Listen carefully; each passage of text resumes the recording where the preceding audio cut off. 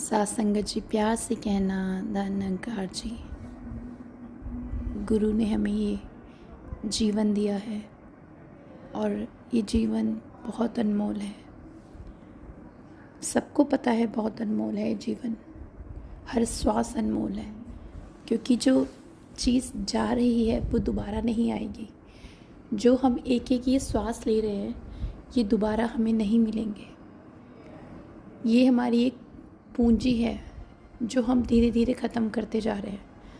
लेकिन बात यह है कि पूंजी को हम खर्च कहाँ कर रहे हैं। गुरु ने जीवन दिया, श्वासें दी, ये हम कहाँ लगा रहे हैं, ये हम कहाँ अपने को यूज़ कर रहे हैं। क्या हम सिमरन में यूज़ कर रहे हैं श्वासों को, सेवा में कर रहे हैं, सत्संग में कर रहे हैं? अगर हम नहीं कर रहे तो ये हमारे सब व्यर्थ जा रहे हैं। महापुरुषों जिन्हें ये जीवन नहीं मिला ना मनुष्य योनि का, उनको पता है कितना अनमोल है। जीवन मिला है, मुबारक है, लेकिन जिया कैसे जा रहा है? जीवन जीने का तरीका क्या है हमारा? कहीं हम दूसरे की खुशी देख के परेशान तो नहीं हो रहे, दुखी तो नहीं हो रहे कि उसको मिल गई मुझे नहीं मिली? किसी दूसरे की तरक्की को देख के हमारे मन में ईर्ष्या तो नहीं हो रही?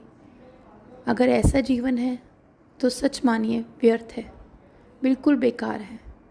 अगर हमारे जीवन में वो चीज़ें हम नहीं अपना पा रहे जो गुरु हमें देना चाह रहा है।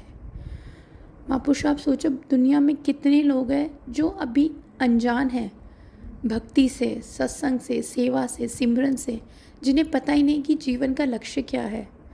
ये जो हमारी श्वासों की लड़ी है, इसका एक एक मोती निकलता जा रहा है।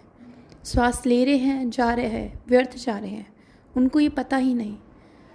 ये तो निरंकार की, दातार की कृपा, तरस, जैसे तरस आ गया उसको हम पे कि नहीं, ये बच्चे को जीवन व्यर्थ नहीं करना, इसे पता हो कि क्यों आया है दुनिया में।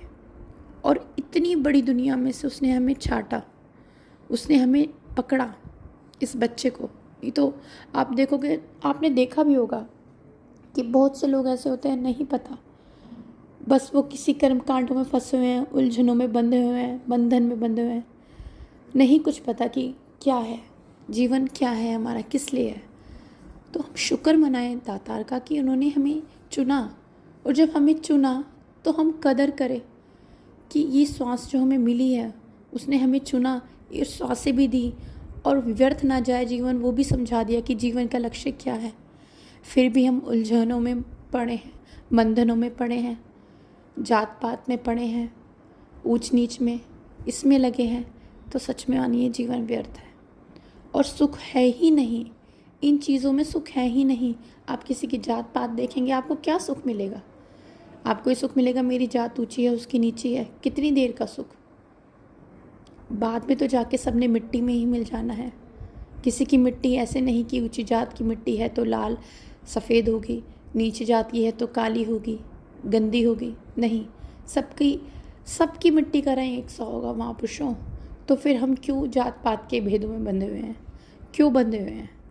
जब गुरु ने हमें बिल्कुल आज़ाद कर दिया, सब कुछ एक एक जड़ से लेके पेड़ के तने तक समझा दिया कि जीवन का लक्ष्य क्या है, क्यों जीना है हमें, क्यों हम श्वास ले रहे हैं, हमारा लक्ष्य क्या है आने का, और तब भी हम ना समझ पाए तो नादानी है, ये हमारी नादानी है। जब बच्चे को क्लास में बिठा दिया, टीचर आके पढ़ा भी रही है, एक एक लाइन समझा भी रही है, कॉपी में लिखवा भी रही है, फिर भी बच्चा नहीं पढ़ रहा, तो उसका व्यर्थ है स्कूल जाना। उसी प्रकार महापुरुषों हमारा जीवन में आना व्यर्थ है। अगर हम ना समझे, अगर हम अब भी ना समझे तो सच में व्यर्थ है। जो लोग अज्ञानी हैं, जिन्हें ज्ञान नहीं, वो तो फिर भी बख्शे जाएंगे, चलो इन्हें तो पता ही नहीं था, अगली बार फिर मौका मिलेगा। लेकिन जब हम जान गए, पहचान गए, समझ गए कि ये ही है सत्य, फिर भी हम गलतियां करेंगे, फिर बख्शनहार नहीं है, फिर तो हम कभी नहीं बख्शे जाएंगे। तो जीवन व्यर्थ ना हो, गुरु के दर से सेवा, सिमरन, सत्संग से जुड़ा रहे और इसका शुक्राना करते निकल जाए। इससे बड़ा कुछ नहीं है जीवन में। और देखिए, आप शुक्राना करो, कैसी भी परिस्थिति है शुक्राना करो। बुरी से बुरी परिस्थिति भी आपकी बहुत आराम से निकल जाएगी जब आप शुक्राना करेंगे। जीवन में शुक्राना ही भक्ति है। सेवा सिमरन सत्संग करना ही भक्ति है।